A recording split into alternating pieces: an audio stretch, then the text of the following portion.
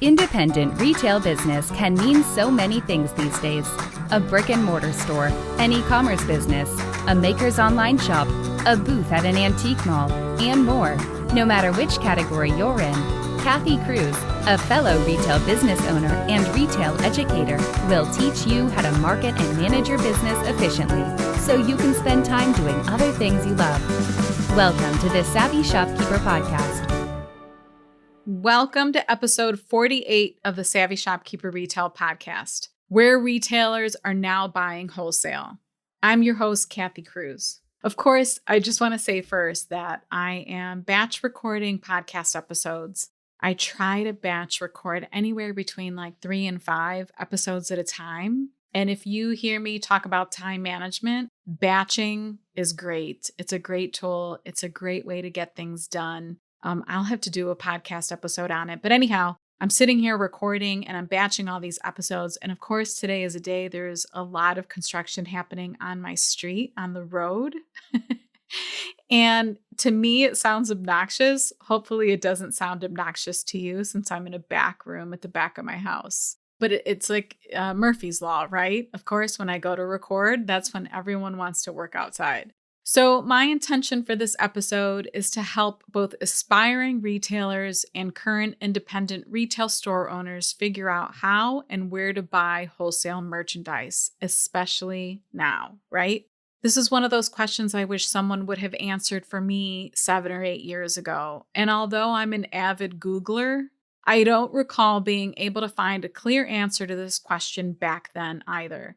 Since then, many things have changed, like the addition of online wholesale platforms, which I'll talk about. And wow, has this changed the game for retailers? But at the time, my sister and I didn't know where to go to buy, and we had to figure it out.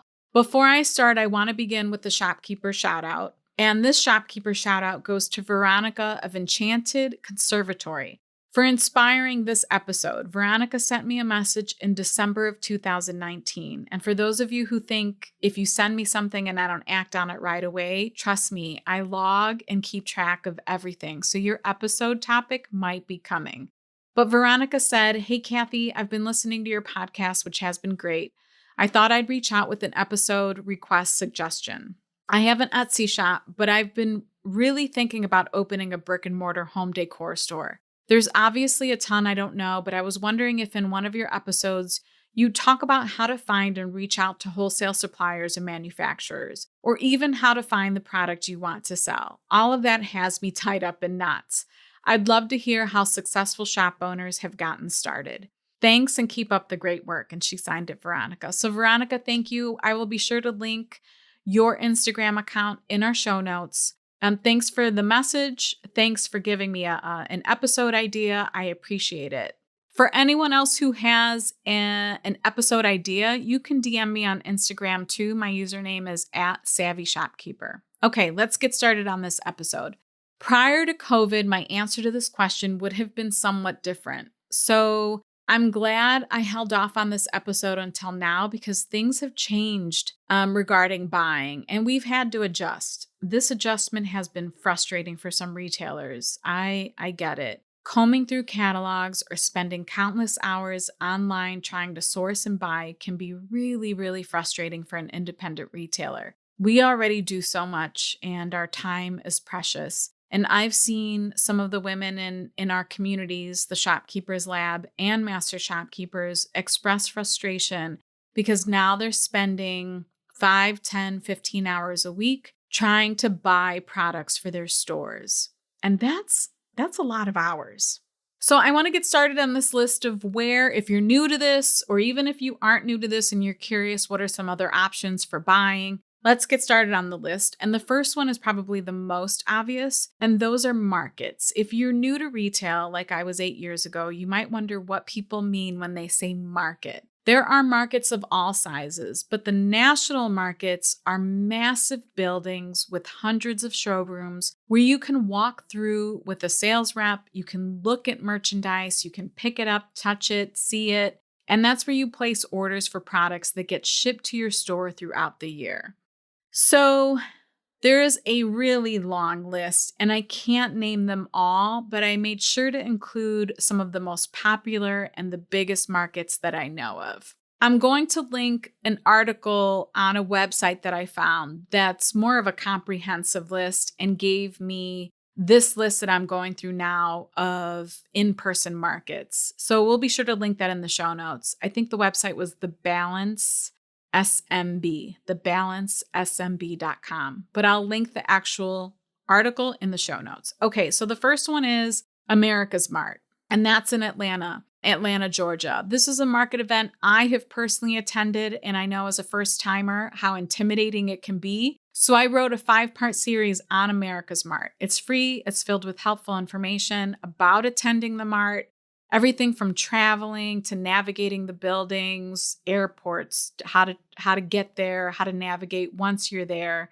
This 5-part series is free, and if you want to access it, we'll link that in the show notes too. It's in the shopkeepersacademy.com. But we'll go ahead and link that in the show notes. It can be really, really helpful to first timers. It's actually even helpful to people who have been there before because I give tips on how to make the most out of that 5-day trip. Okay, so the first one is America's Mart, and that's in Atlanta. The second one is, I think it's the Mart in Chicago, Illinois. The third one on the list is the Dallas Market Center in Dallas, Texas. The next is Denver Mart in Denver, Colorado. It sounds like this one has a huge antique and vintage show each spring, summer, and fall. I've never been to it, but I just want to mention that. Next is the California Market Center in LA, and they provide insight into sustainable fashion, organic food options, and much more. That seems to be a little bit of a niche for them. The next is Miami Merchandise Mart, and that's in Miami, Florida. And what's next? The New York Market Center in New York, of course. New York Now was not on this list that I found in this article, but New York Now is a big gift market. And I know there are people in our online communities who attend New York Now. New York Now's, I want to say, winter market was recently canceled. And I know that stung a bit. But again, for safety, particularly in New York right now, they decided not to host it. I know they also recently hosted a virtual version, and I want to mention that some of these markets are offering virtual versions of their in-person market events. The next one is Minneapolis Mart.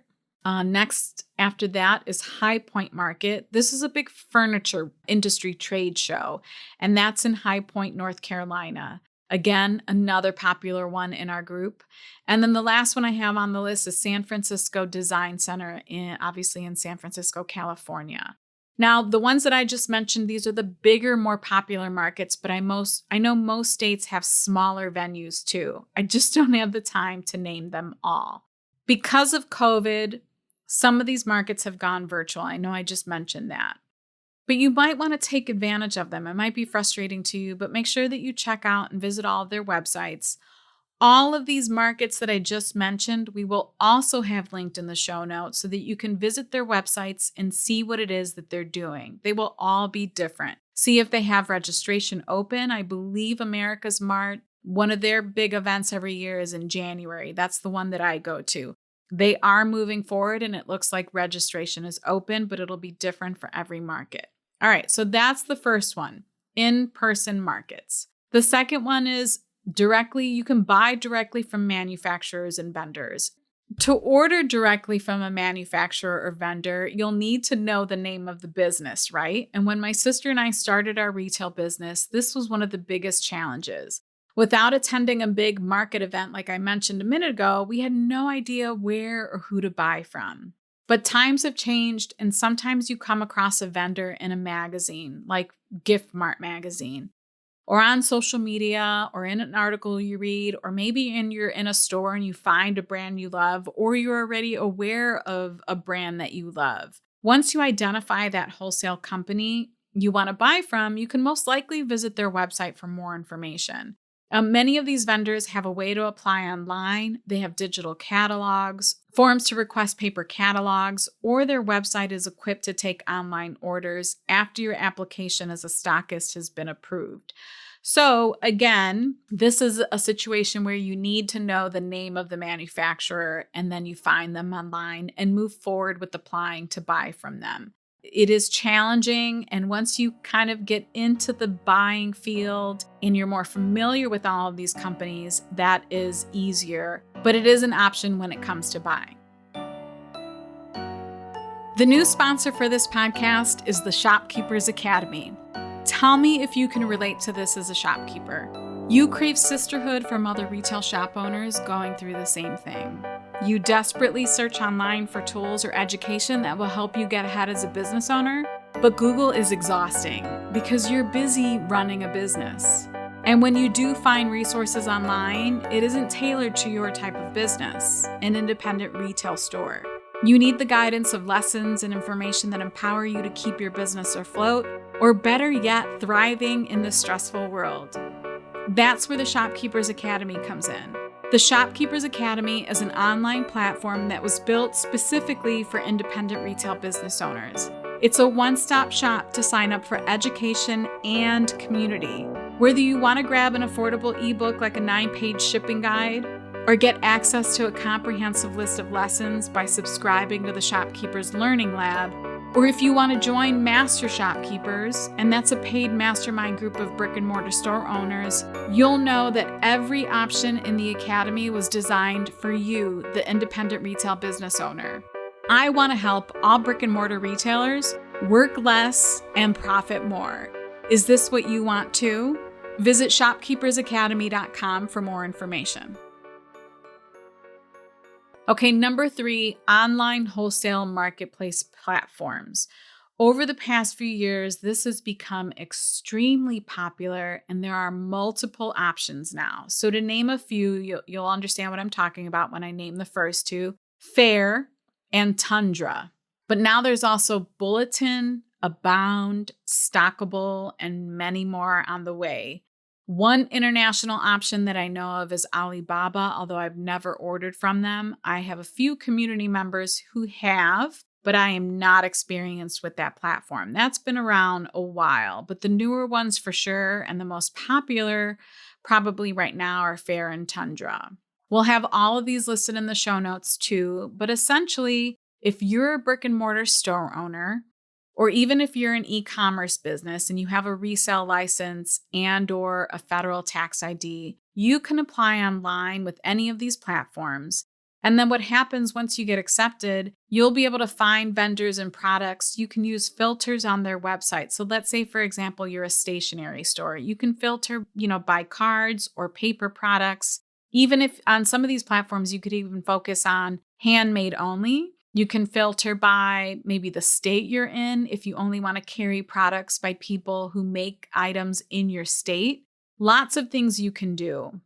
The minimums are usually small, which is nice for small retailers like us, if you have a small buying budget or you're just starting out.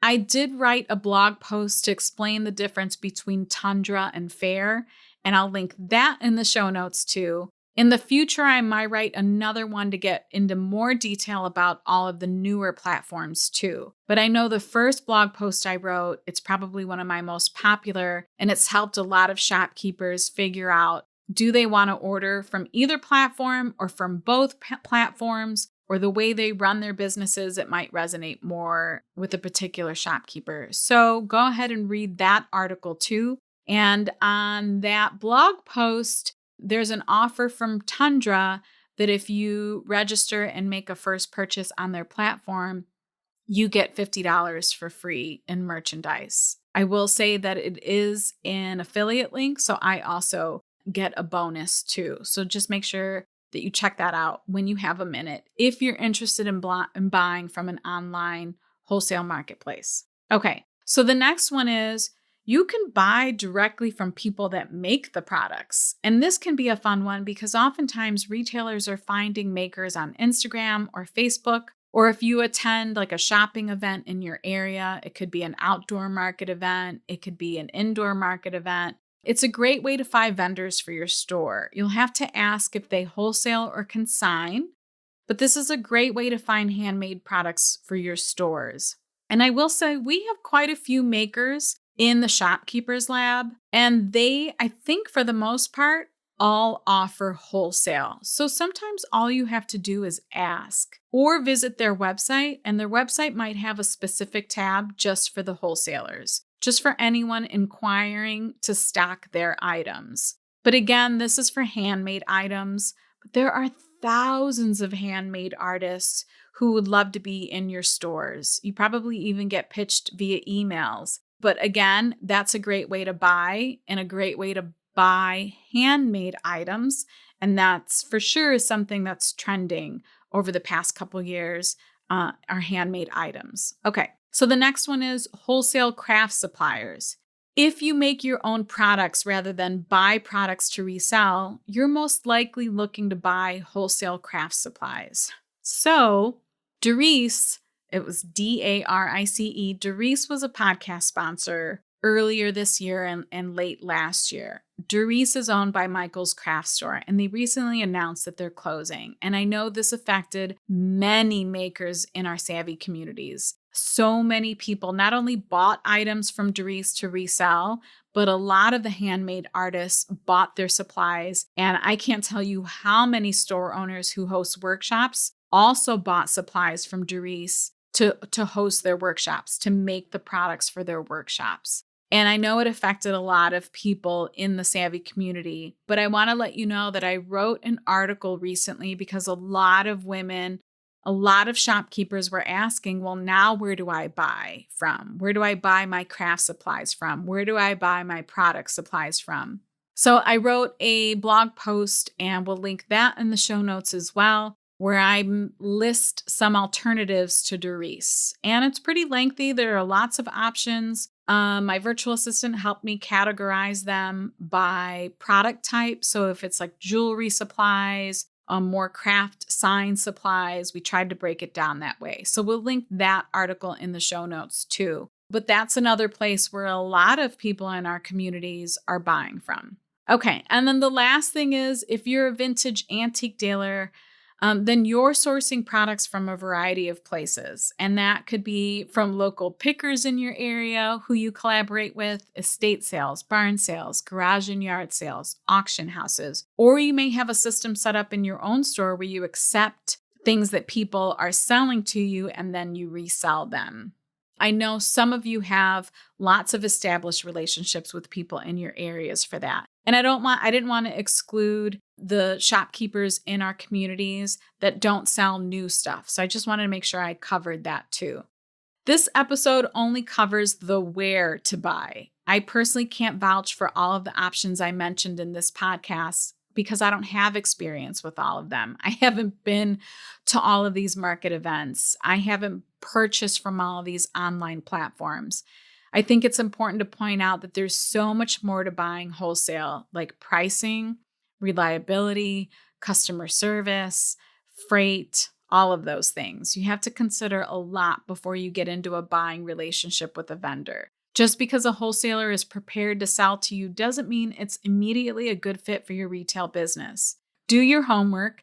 And if you're a member of the Shopkeepers Lab or Master Shopkeepers, ask others for their past experiences or opinions on a particular vendor or a market event or an online platform. It really helps to hear from other shopkeepers. If you want to see the show notes to this episode, and this is going to be an important one because we have so many things linked in these show notes, you'll want to visit my blog at savvyshopkeeper.com/episode 48, savvyshopkeeper.com/episode 48.